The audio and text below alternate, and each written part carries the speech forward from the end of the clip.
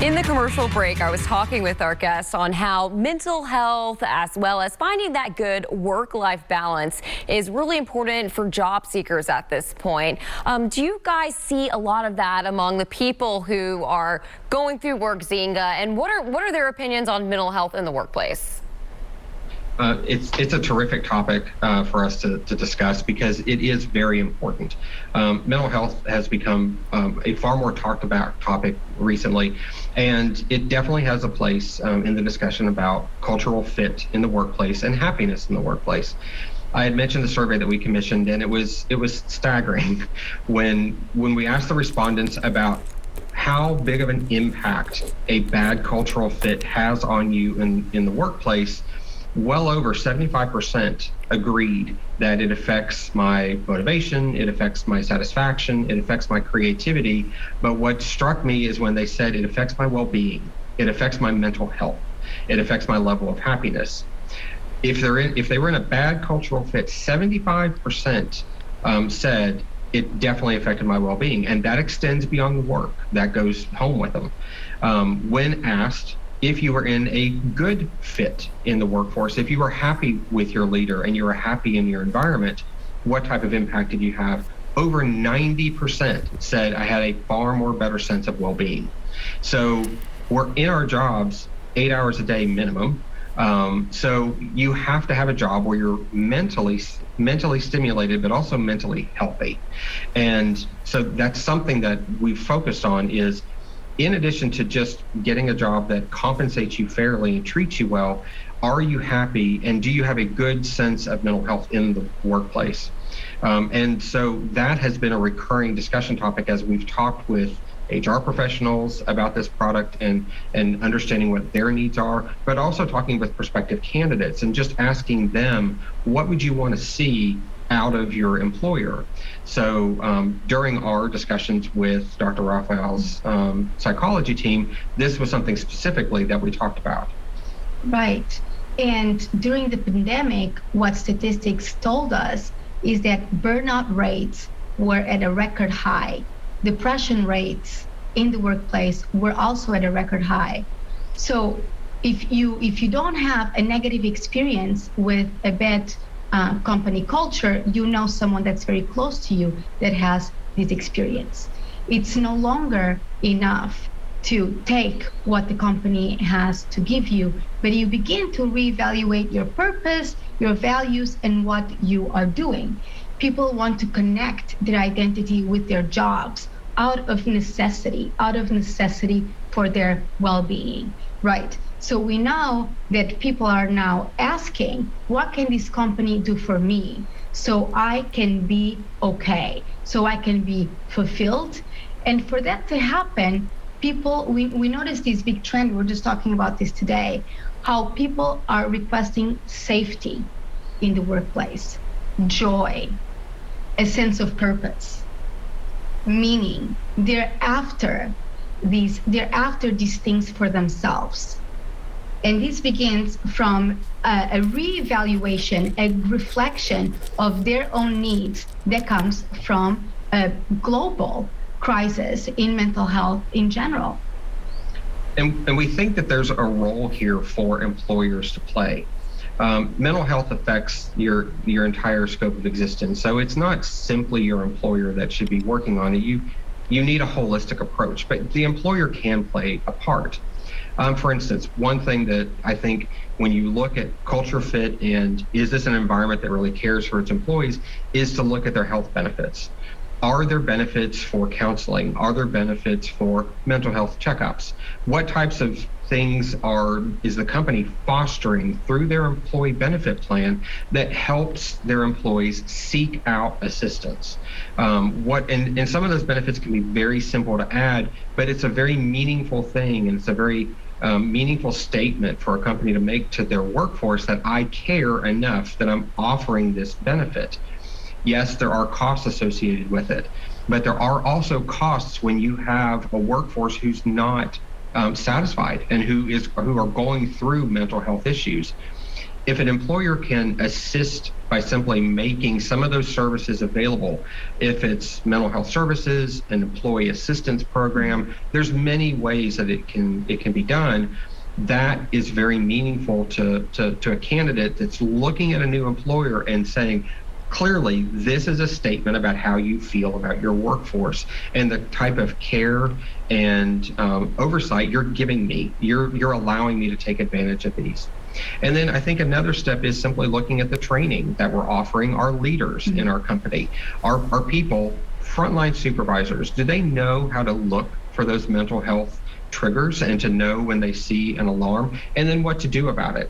I certainly wouldn't advocate that all leaders should be counselors. I'm not saying that they should solve the problem, but I am saying they need to be on the lookout for these types of things because, again, it shows that I care about my workforce, and they need to know, how do I identify these things? How do I know someone is having a real problem? It may not even be a problem related to their job, but it's certainly going to impact their job. So are we doing enough to make sure that supervisors, managers, all the leaders in our organization know how to detect those types of situations? And then how do you handle it? Do you escalate it to a professional? Do you bring it to the person's attention? All those things, we need to have candid discussions in the workforce about those things. Awesome. Right, so I do want to get to a caller. There's a couple people waiting who have questions for you guys, if that's okay. Steve, can you hear us? You're on OpenLine if you want to ask them a question. Oh, yeah, this is Steve. I think the issue is very timely. We were literally having this conversation at our office actually about 2 or 3 weeks ago. We're hiring a few employees for the company. We're growing, and we're putting the job postings out on, I'll say, the job boards. I'd be interested to hear your feedback on what our conversation was a couple of days ago on how you define a quote unquote a hard skill and a soft skill, and how that aligns with what you guys are doing. That is an excellent question.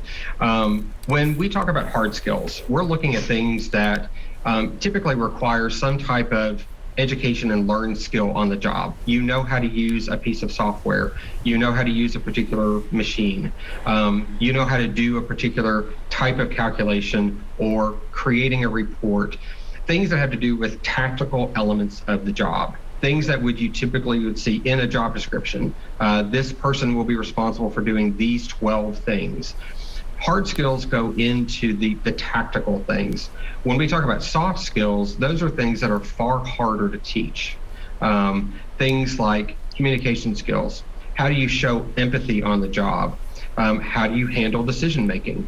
What types of things energize you, and how do you portray that to those around you? What level of engagement do you have with your coworkers? How open are you to change? So those are all the soft skills and many, many more that we look at measuring with our assessment to try to help understand there is no right and no wrong. It is simply understanding, how do you see yourself in the workforce? When you're sitting in that job, what are you looking for the environment around you? What type of leadership do you respond to? How do you engage with people around you? When we talk about soft skills, those are the types of things that we're looking at.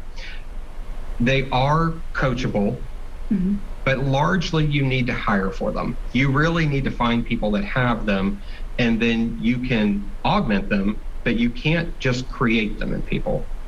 One way of looking at it even is hard skills is something that you can have access to. You can see someone's hard skills on a resume. For example, soft skills, you have to learn and understand and meet the person a bit more than that. I think hard skills are far easier to assess. Soft skills take a conversation. They take depth. They take self-awareness so that I know how to describe myself.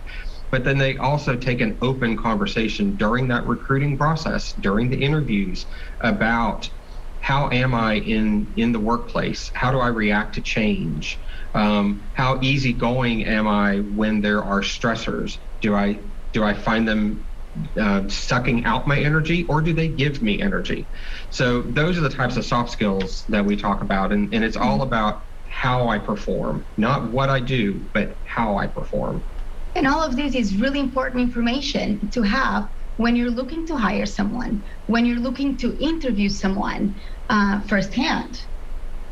Awesome. You guys are popular tonight. We have another Steve who has called in. All right, our second Steve, do you have a question tonight? Well, I just really wanted to comment on the Great Resignation. It seems to me that a lot of people leave their jobs because of the pay and benefits, and the only way to get ahead is through a lateral transfer to go to another company. Companies have not been very generous in their pay and their benefits. There's people who've been working for companies for 6, 7, 8 years and hardly getting any sort of pay increase. And so I think that has a lot to do with it. They might be happy where they're at. They might like their colleagues. Culture might not be the problem. The issue is the pay and benefits. And until companies go out there and see the value in keeping and retaining people, people are going to keep leaving. That's just the way it is. And so I know what you're talking about as far as culture, and there could be bad hires because they don't fit very well. But I think most people, when they go for the job, they're interested in it, and they research the company. So they want to work there, but they want to be fairly compensated. And I'll leave it at that. Thank you. Yeah, I can't disagree on the comments about compensation. I mean, you know, we've kind of joked, nobody works for free, right? We all go to work because we need a check. That's why we do it. So compensation is core. If you're not treating people fairly, I find that compensation policies are all about culture. It's not just a financial decision. How I pay people and the way I pay them is about, it's a symptom of how I see my workforce. And so yes, compensation policies are absolutely something that have to be discussed, and we should be having very candid conversations about why people are able to leave and go somewhere else for an increase when they're doing the exact same job. Why is another company suddenly valuing that job so much more? And I totally agree with the caller's point. Compensation is a huge issue. I take it a step further and say compensation, that is about culture. That is a problem. When people think I'm unfair in the way I'm compensating them, that's a culture problem for me. Anything else as far as when you're negotiating, you know, that pay raise, or when, like what he said, when you're upset about your benefits or you're upset about your pay, how do you even go about approaching that with your employer? That is a tough situation to be in. And I will tell you, frankly, I've been there. Okay, so I can speak from firsthand experience. It is a very difficult conversation to have, but I think the first thing you have to decide is how much value do I place in what I do? What is its worth? And if I find fundamentally that my employer values what I do far less than what I do, we've got a problem. That may not be a conversation that's going to be resolved. This may be a situation where I'm in the wrong place because that company's not going to value me. But I don't think that you should simply leave. I think it's worth the conversation. And I think you approach it like you approach any problem. You do your research, you have a valid argument when you go, and then you talk about it very logically. You keep emotion out of it, because I think when you inject emotion, you lose some of the value of your argument. People tend to discount what you're saying when they sense it's coming with emotion. So you basically say, this is the compensation that I'm receiving, and I find it unfair for the contribution that I'm making. I would like to understand what type of contribution scale am I working on? Where am I in this scale? Am I at the low end? Am I at the high end? What types of things would I need to do to be compensated more fairly? Should it be, do I need to take on more responsibilities in your eyes in order to be worthy of an increase? Or is it just overdue? Because, and you know, again, this happens too frequently. You hire someone at a certain dollar amount, and then over time, you hire other people at that same role, but you have to pay them more to be competitive. Well, you've now lost someone that you hired years ago who is now underpaid, but has been doing that job. Companies have to look at compensation policies on a regular basis. You have to reevaluate over and over again. It's not simply good enough to say, okay, we'll start paying this position more, when you don't consider all the other people who are already in that position. So it's a difficult conversation. It's not going to be an easy one to have. I think that it has to be done candidly. If you feel like you're not being treated fairly and whomever you're talking to is not taking you seriously, this isn't just about money. This is about disrespect. It's about culture. And I'll say it again, compensation policies are all about culture. And if you don't think it's fair, it's probably not just the compensation that you're not happy about. I bet you there are other things there too that are not a mismatch for the type of environment you're looking for.